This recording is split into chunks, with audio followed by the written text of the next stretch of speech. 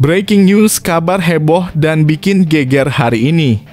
Cina siap ganti pelatih super mahal untuk singkirkan timnas Indonesia. Ini alasan mereka berani habiskan banyak uang.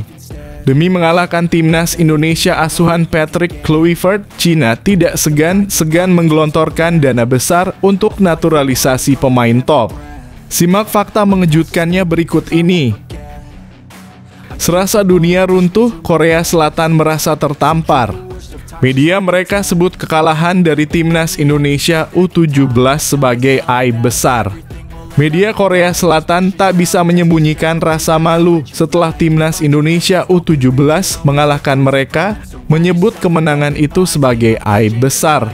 Reaksi keras ini menunjukkan betapa besar kekecewaan mereka. Simak detail lengkapnya di sini. Wow sekali. Top Marco top levelnya. Tom Haye tak sabar bergabung dengan timnas Indonesia untuk melawan Cina dan bertekad balas dendam. Dengan semangat yang membara, ia bertekad untuk segera tiba di Jakarta pada bulan Juni. Simak detail lengkapnya di sini. Waspada. Jelang lawan timnas Yaman, fakta mengejutkan bisa ubah segalanya. Pujian Nova Arianto untuk kekuatan Yaman. Timnas U17 Indonesia harus waspada. Nova Arianto tak ragu memuji kekuatan Yaman yang patut diwaspadai. Namun menekankan bahwa timnas U17 Indonesia harus tetap fokus agar tak terlena dengan pujian tersebut. Simak fakta lengkapnya di sini. Kevin Dix akhirnya buka-bukaan soal penalti gagal di laga timnas Indonesia versus Australia. Ini pengakuannya. Kevin Dix akhirnya berbicara terbuka soal penalti gagal yang jadi momen kontroversial saat timnas Indonesia dipermalukan Australia. Pengakuannya mengungkapkan sisi emosional yang belum pernah didengar sebelumnya. Penasaran? Ini dia cerita lengkapnya.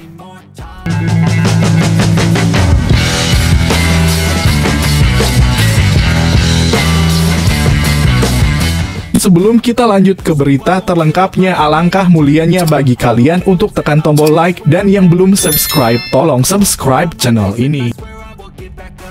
Breaking news, kabar heboh dan bikin geger hari ini. Cina siap ganti pelatih super mahal untuk singkirkan timnas Indonesia. Ini alasan mereka berani habiskan banyak uang. Demi mengalahkan timnas Indonesia asuhan Patrick Kluivert, Cina tidak segan-segan menggelontorkan dana besar untuk naturalisasi pemain top. Simak fakta mengejutkannya berikut ini. Timnas Indonesia akan menjalani laga penting menghadapi Cina pada Juni mendatang. Kemenangan melawan Cina akan sangat menentukan untuk nasib timnas Indonesia di babak kualifikasi Piala Dunia 2026. Jika menang, maka timnas Indonesia masih punya peluang untuk lolos langsung ke Piala Dunia 2026 atau setidaknya melanjutkan perjuangan di babak keempat. Apabila kalah ataupun imbang melawan Cina, maka timnas Indonesia akan berada dalam posisi yang belum aman. Di sisi lain, Cina pun punya ambisi yang besar untuk lolos ke Piala Dunia 2026.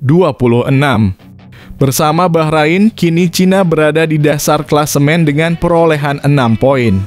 Meski begitu, Cina diuntungkan karena di 2 pertandingan yang tersisa tak akan berhadapan dengan Jepang. Itu artinya terbuka peluang bagi Cina untuk menang 2 kali dan menggeser posisi timnas Indonesia. Sementara timnas Indonesia masih harus berhadapan dengan Jepang yang sangat sulit untuk mengincar imbang apalagi menang. Hal ini harus diwaspadai oleh Patrick Kluivert karena timnas Indonesia di bawah asuhan Shin Tae-yong pernah kalah lawan Cina. Namun media Cina justru khawatir karena performa mereka saat ini masih belum konsisten. Publik Cina menyalahkan pelatih timnas mereka, Branko Ivankovic, atas jeleknya penampilan Cina dalam babak ketiga ini. Dengan performa yang buruk ini, besar kemungkinan Cina akan kalah lawan timnas Indonesia pada Juni nanti. Salah satu langkah yang bisa dilakukan oleh Cina untuk menghindari kekalahan melawan timnas Indonesia adalah dengan mengganti pelatih secepatnya. Media Cina mulai menyoroti nama-nama yang diperkiraan cocok untuk menggantikan Branko Ivankovic. Tentunya untuk mendatangkan pelatih baru Federasi Sepak Bola, Cina harus mengeluarkan biaya besar. Di antara nama yang disorot oleh media Cina adalah Antonio, yang baru-baru ini juga ditunjuk untuk menangani timnas Cina U22. Menurut media Cina, Antonio memiliki potensi untuk menggantikan Ivankovic demi mengalahkan timnas Indonesia. Tak disangka kemampuan adaptasi Antonio ternyata sangat kuat sehingga timnya sukses mengalahkan tim Saudi dan lolos ke babak perempat final. Antonio juga menjadi satu-satunya pelatih kepala dalam beberapa tahun terakhir yang memimpin tim nasional sepak bola putra Tiongkok mengalahkan Arab Saudi, tulis media Cina, Soho. Jadi jika Ivankovic dikeluarkan dari tim nasional sepak bola, Asosiasi Sepak Bola bermaksud untuk membiarkannya menggantikan orang tua itu sebagai pelatih. Saya berharap Antonio dapat berkinerja baik sebagai pelatih kepala tim sepak bola nasional dan memenuhi kebaikan klub, lanjutnya. Selain Antonio, ada juga Jankovic yang sebelumnya pernah melatih Cina di Piala Asia 2024. Menurut media Cina, Antonio memiliki potensi untuk menggantikan Ivankovic demi mengalahkan timnas Indonesia. Tak disangka kemampuan adaptasi Antonio ternyata sangat kuat sehingga timnya sukses mengalahkan tim Saudi dan lolos ke babak perempat final. Antonio juga menjadi satu-satunya pelatih kepala dalam beberapa tahun terakhir yang memimpin tim nasional sepak bola putra Tiongkok mengalahkan Arab Saudi, tulis media Cina, Soho. Jadi jika Ivankovic dikeluarkan dari tim nasional sepak bola, Asosiasi Sepak Bola bermaksud untuk membiarkannya menggantikan orang tua itu sebagai pelatih. Saya berharap Antonio dapat berkinerja baik sebagai pelatih kepala tim sepak bola nasional dan memenuhi kebaikan klub, lanjutnya. Selain Antonio, ada juga Jankovic yang sebelumnya pernah melatih Cina di Piala Asia 2024. Dengan kemampuan yang ada, bukan tidak mungkin bagi Cina untuk mengeluarkan biaya besar agar bisa mendapatkan pelatih terbaik sehingga dapat mengalahkan timnas Indonesia pada Juni mendatang. Kira-kira siapakah pelatih yang akan direkrut Cina demi kalahkan timnas Indonesia?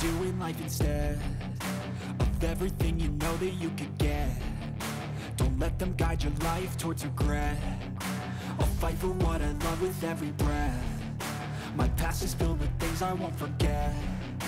I use them all to push me to my best. So treat the worst of times just like a test.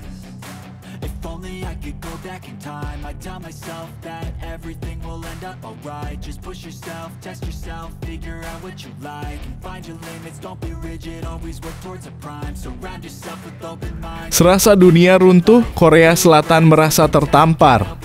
Media mereka sebut kekalahan dari timnas Indonesia U17 sebagai aib besar. Media Korea Selatan tak bisa menyembunyikan rasa malu setelah timnas Indonesia U17 mengalahkan mereka, menyebut kemenangan itu sebagai aib besar.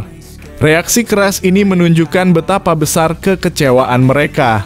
Simak detail lengkapnya di sini. Kemenangan mengejutkan yang diraih timnas Indonesia U17 atas Korea Selatan dalam ajang Piala Asia U170 2025 langsung mendapat perhatian besar dari media Korea Selatan. Kekalahan tersebut dianggap sebagai sebuah kejutan besar yang memalukan bagi tim muda Taeguk Warriors yang tak menyangka akan dikalahkan oleh Indonesia dengan skor tipis 0-1. Yonhap News, salah satu media ternama di Korea, menyoroti hasil laga ini dengan judul yang mencerminkan keterkejutannya. Timnas U17 mengalami kekalahan mengagetkan 0-1 dari Indonesia dalam laga pertama Piala Asia. Sementara itu, Sport News menggambarkan kekalahan ini lebih dramatis dengan tajuk sepak bola Korea kolaps. Kekalahan mengagetkan 0-1 dari Indonesia dalam krisis penyisihan fase grup. Selain judul yang mencolok, artikel-artikel tersebut menekankan rasa kecewa yang mendalam, terutama terkait dengan fakta bahwa Korea Selatan mendominasi pertandingan dengan 21 tembakan ke gawang Indonesia. namun hanya 3 yang mengarah tepat sasaran. Di sisi lain, Indonesia hanya memiliki 5 peluang, 2 diantaranya mengarah ke gawang, namun salah satunya berbuah gol yang menentukan. Korea melepaskan 21 tembakan, tetapi hanya 3 yang mengarah ke sasaran dan tidak ada satupun yang berujung gol. Indonesia mencatatkan 5 tembakan, 2 diantaranya tepat sasaran, tulis Yonhap. Hal serupa juga disoroti oleh Dailian yang mengkritik masalah akurasi tembakan Korea dan kegagalan mencetak gol meskipun mendominasi permainan. Stun Sports bahkan menyebut kekalahan atas timnas Indonesia ini sebagai aib besar bagi sepak bola Korea, menyoroti ketidakmampuan tim untuk memanfaatkan peluang yang ada. Korea tidak bisa mencetak gol. Aib besar bagi sepak bola Korea, tulis media tersebut. Kekecewaan yang lebih mendalam juga muncul ketika media Korea Selatan membandingkan hasil ini dengan kemenangan besar Jepang atas Uni Emirat Arab dengan skor 4-1. Hal ini semakin menambah tekanan bagi tim nasional Korea yang harus menghadapi kenyataan pahit setelah ditumbangkan oleh Indonesia yang dinilai sebagai tim dengan kekuatan lebih rendah. Kemenangan Indonesia di Piala Asia U170 2025 ini bukan hanya mengejutkan dunia sepak bola, tetapi juga memberi pelajaran berharga tentang bagaimana sepak bola dapat menghadirkan kejutan, bahkan bagi tim-tim yang dianggap lebih superior. Kemenangan ini semakin memperlihatkan potensi besar yang dimiliki oleh timnas Indonesia U17 di kancah Asia. Just push yourself, test yourself, figure out what you like and find your limits, don't be rigid, always work towards a prime. Surround yourself with open minds, people can change your life. A few friends with intent can help you feel alive. Find a passion, take some action, and with a little time, just be patient, make a statement, try to enjoy your life. They'll try to kick you while you're down, they wanna rise up while you drown. They wanna fill your head with doubt, they're silently scared that you'll figure it out. I'll make it look like I'm losing, won't bother hiding my bruises. And when they Wow sekali. Top Marco top levelnya.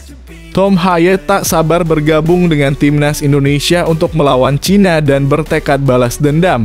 Dengan semangat yang membara, ia bertekad untuk segera tiba di Jakarta pada bulan Juni. Simak detail lengkapnya di sini. Tom Haye berjanji akan cepat terbang ke Jakarta pada bulan Juni nanti dan bertekad balas dendam kekalahan di leg 1.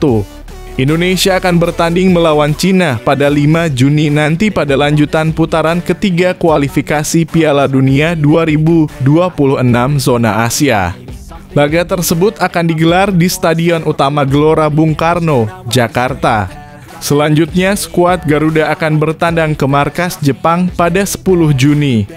Dua tersebut menentukan nasib Indonesia untuk berlaga di Piala Dunia 2026.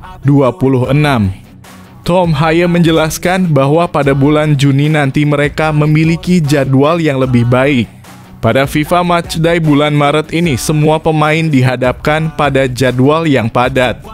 Dia juga sudah merencanakan untuk tiba di Jakarta lebih cepat. Hal tersebut juga sudah dilakukan saat bertandang ke Australia.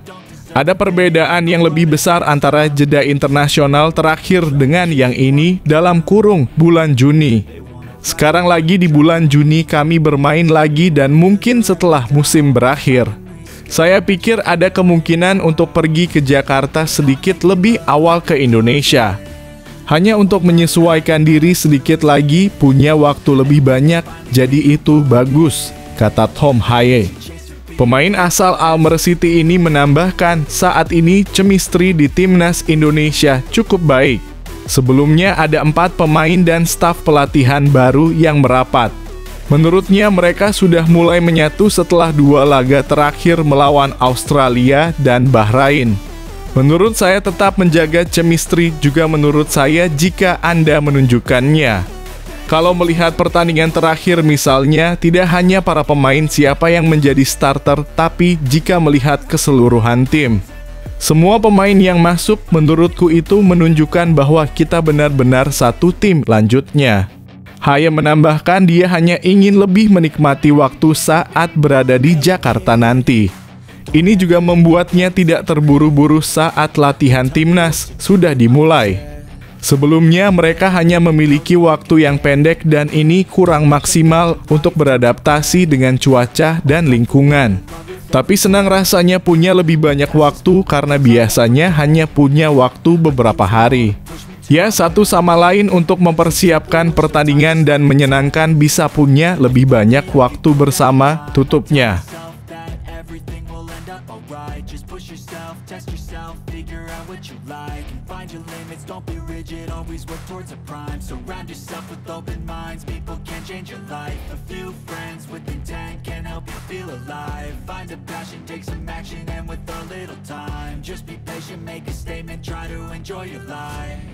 They'll try to kick you while you're down.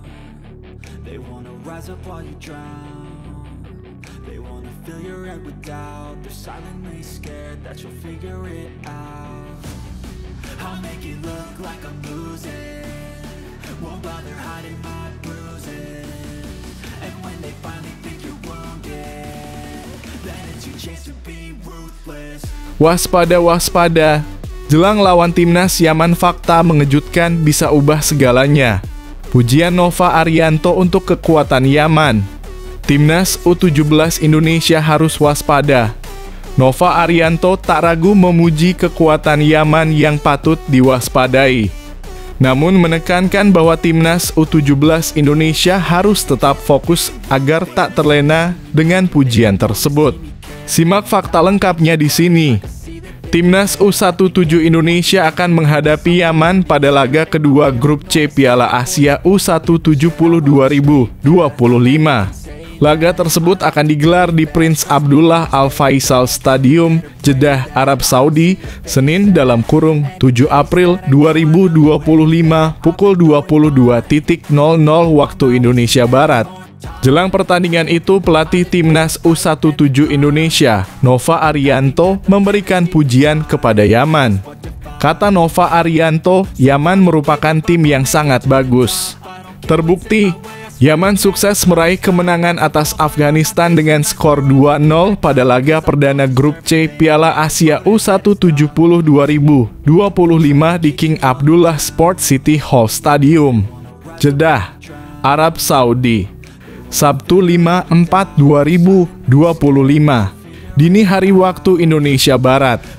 Dalam laga itu, 2 gol Yaman ke gawang Afghanistan dicetak oleh Mohamed Al-Ra'awi dan Mohamed Al-Garas. Yaman pun kini memuncaki klasemen sementara grup C Piala Asia U170 2025 dengan 3 poin. Jumlah poin Yaman sama dengan timnas U17 Indonesia. Ya, Mats Heubakar DKK berhasil meraih kemenangan atas Korea Selatan dengan skor 1-0 pada laga pertama grup C Piala Asia U170 2025 di Prince Abdullah Al Faisal Stadium, Jumat 4/4/2025. Gol semata wayang timnas U17 Indonesia dicetak oleh Evandra Florasta. Yang pasti Yaman mempunyai kualitas yang baik, kata Nova Arianto.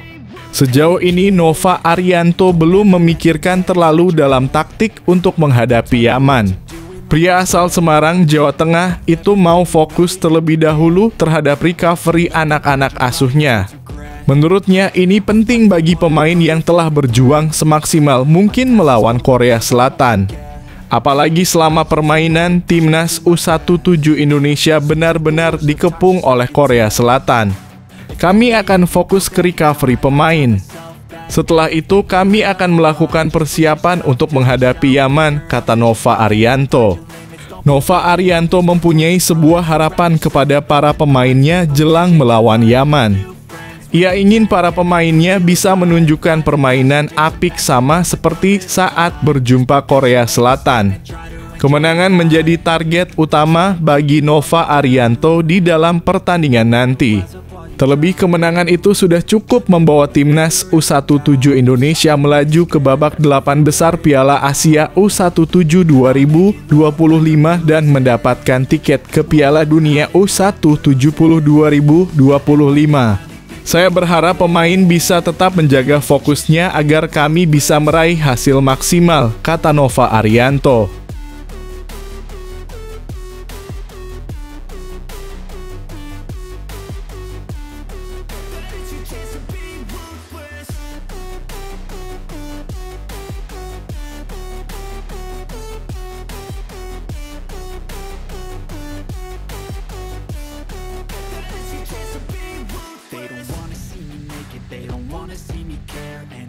Make some progress, I can see that they compare. I think everyone's against me, maybe something in the air. Am I paranoid? I swear a void is forming and they're scared. I walk a straight path, not many can say that. I like to play fast, cross me and there's payback. You better pray that I don't see your face at any place that I go. I know you hate. Kevin Dix akhirnya buka-bukaan soal penalti gagal di laga Timnas Indonesia versus Australia. Ini pengakuannya.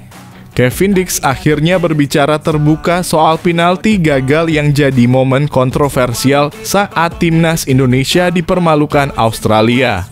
Pengakuannya mengungkapkan sisi emosional yang belum pernah didengar sebelumnya. Penasaran? Ini dia cerita lengkapnya. Bek Timnas Indonesia Kevin Dix masih menyesal karena eksekusi penaltinya gagal pada pertandingan melawan Australia. Kevin jadi eksekutor penalti pada menit ke-8 laga putaran ketiga kualifikasi Piala Dunia 2026 zona Asia pada 20 Maret lalu di Sydney. Tendangan kerasnya ke sisi kanan sebenarnya gagal dijangkau kiper lawan. Namun bola tersebut justru membentur tiang gawang dan kegagalan ini tentu menjadi kerugian besar. Hasilnya skuad Garuda tumbang dengan skor 1-5 di laga tersebut. Kevin Dix menjelaskan bahwa arah bola yang dipilih sebenarnya sudah cukup baik. Dia semakin percaya diri karena menjadi eksekutor penalti andalan FC Copenhagen. Namun bola masih terlalu melebar dan justru mengenai tiang gawang. Kali ini saya tidak melihat ke arah kiper dan saya pikir penalti itu hampir sempurna.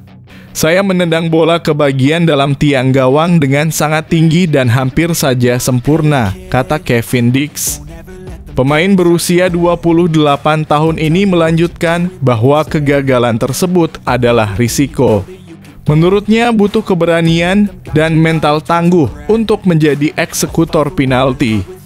Apalagi saat mereka berada dalam tekanan tinggi dan butuh poin seperti saat melawan Sotjeroos. Tetapi saya pikir hal itu adalah bagian dari pekerjaan. Jika tidak mencoba, Anda tidak akan pernah berhasil. Anda terkadang gagal, harus bangkit dan melakukan itu.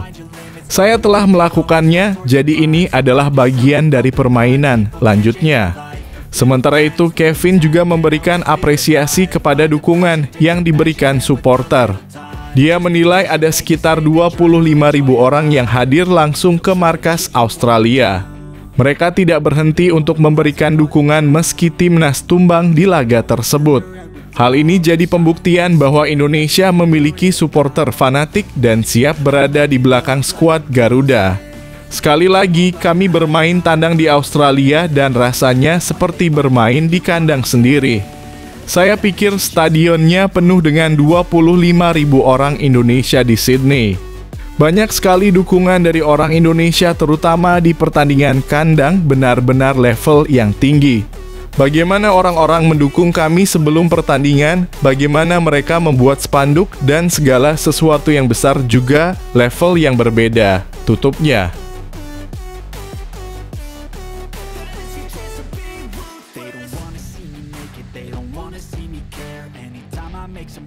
I can see that they compare. I think everyone's against me, maybe something in the air. Am I paranoid? I swear a void is forming and they're scared. I walk a straight path, not many can say that. I like to play fast, cross me and there's payback. You better pray that I don't see your face at any place that I go. I know you hate that. I've been doing fine, I'm not wasting any more time. I live for the fight and the climb, and I think that the pain that's deep inside is what defines. So I won't give up, I'm gonna make it to the top. I don't care what's in my way, I swear I'm never gonna stop. I could fall flat on my face and I swear I will get back up. Cause I don't deserve a thing and the road ahead is tough. They'll try to kick you while you're down. They wanna rise up while you drown. They wanna fill your head with doubt. They're silently scared that you'll figure it out. I'll make it look like I'm losing. Won't bother hiding my bruises. And when they finally think you're wounded, then it's your chance to be ruthless.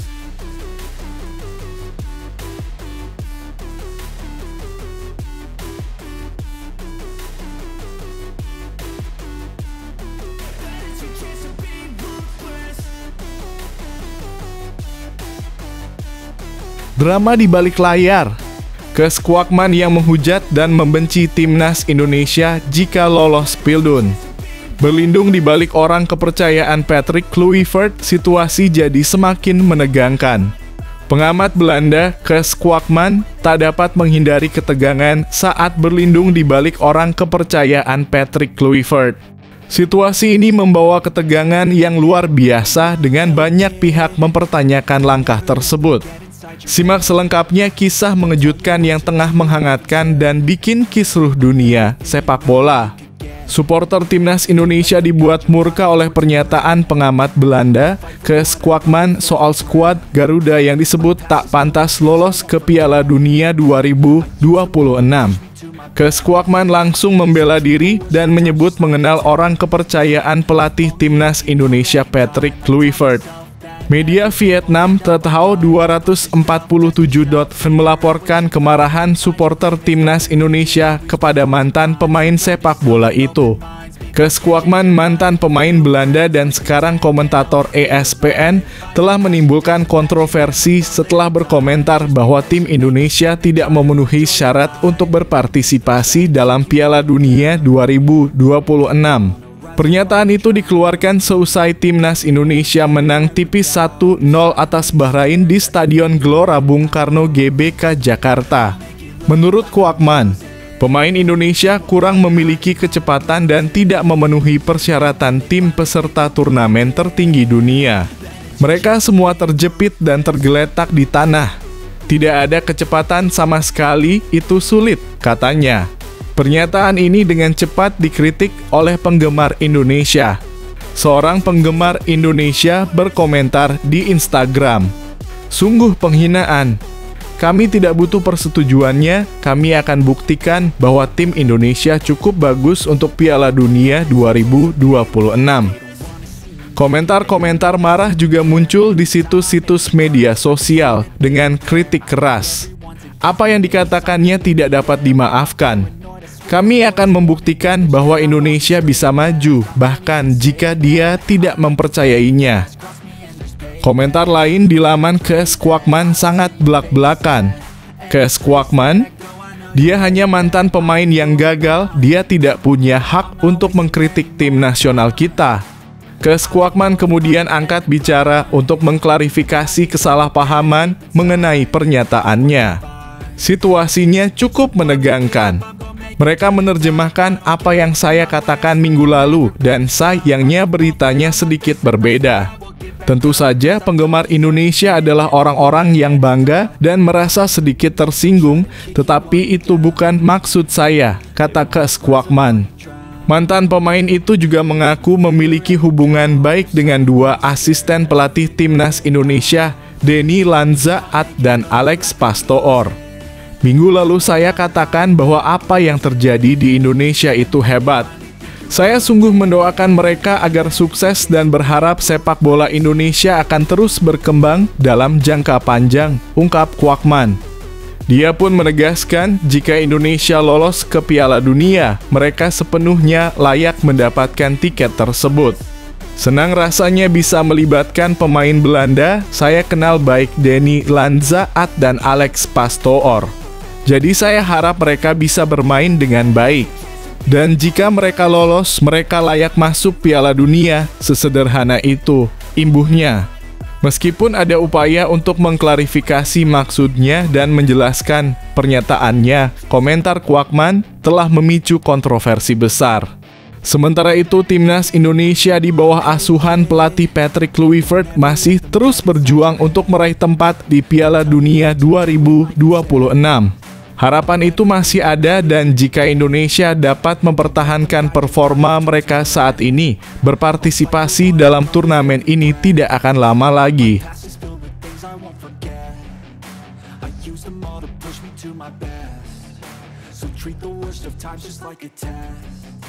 If only I could go back in time, I'd tell myself that